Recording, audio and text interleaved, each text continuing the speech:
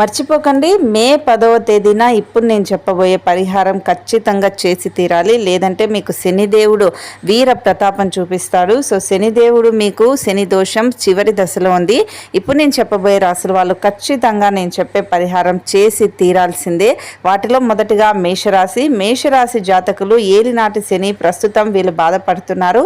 ఏలినాటి శని ప్రభావం negative energy తీసుకొస్తుంది. ఆకస్మికంగా ఖర్చులు పెరగడం, ఉద్యోగాలలో ఇబ్బందులు రావడం, అనేక సమస్యలను ఎదుర్కొంటారు. ఈ సమస్యల్ని పరిష్కరించుకోవాలంటే శనిదేవుడికి ఈరోజు తైలాభిషేకం చేయండి. మర్చిపోకండి, మే 10వ తేదీన. అలాగే సింహరాశి వాళ్ళకు కూడా ఈ సంవత్సరం అష్టమ శనితో బాధపడతారు. దీని ప్రభావం వల్ల వీరు ఎంత శ్రమ పడినప్పటికీ ఫలితం మాత్రం తక్కువగా ఉంటుంది. భగవంతునికి సేవ చేయడం ద్వారా శనిని ప్రసన్నం చేసుకుంటే వీరికి మంచి ఫలితాలు వచ్చే అవకాశం ఉంటుంది. శనిదేవుడికి సంబంధించి నెగిటివ్ ఎనర్జీ పోవాలి అంటే శనిదేవుడికి మే 10వ తేదీన నెయ్యి దీపం వెలిగించండి. అంతా మీకు మంచి జరుగుతుంది. అలాగే కన్యా రాశి వాళ్ళకు కూడా సప్తమ స్థానంలో శని సంచారం వల్ల ఇబ్బందులు ఎదురవుతున్నాయి. వీళ్ళకి ఏ నిర్ణయం తీసుకున్నా ఆలస్యం కావడం, పని ఒత్తిడిలో సమస్యలు రావడం జరుగుతాయి.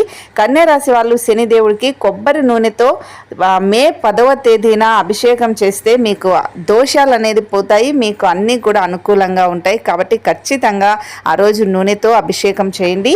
ధనుస్సు రాశి వాళ్ళకు కూడా ప్రస్తుతం అర్ధాష్టమ శని నడుస్తుంది. దీనివల్ల ధనుస్సు రాశి వాళ్ళకి అనేక ఇబ్బందులు ఎదురవుతాయి. కుటుంబ ఒత్తిడి, గృహ సమస్యలు తలెత్తే అవకాశం ఉంటుంది. ఆరోగ్యం పాడవుతుంది. ఇక ఈ ప్రభావం నుంచి మీరు బయటపడాలి అంటే శనిదేవుడికి శని త్రయోదశి నాడు అంటే మే 10వ తేదీన శివుడిని, శనిదేవుడిని పూజించండి. ఆలయాలకు వెళ్ళి అభిషేకం చేయండి. మంచి జరుగుతుంది మీకు. మర్చిపోకండి. అలాగే కుంభరాశి వాళ్ళకు కూడా ఏలినాటి శని చివరి దశలో ఉండటం వల్ల వీళ్ళకు కూడా కొంచెం ఇబ్బంది ఉంటుంది. ఆర్థికంగా కొంత ఒత్తిడి అనేది అనుభవిస్తారు. ఆరోగ్య సమస్యలు ఇబ్బంది పెడతాయి.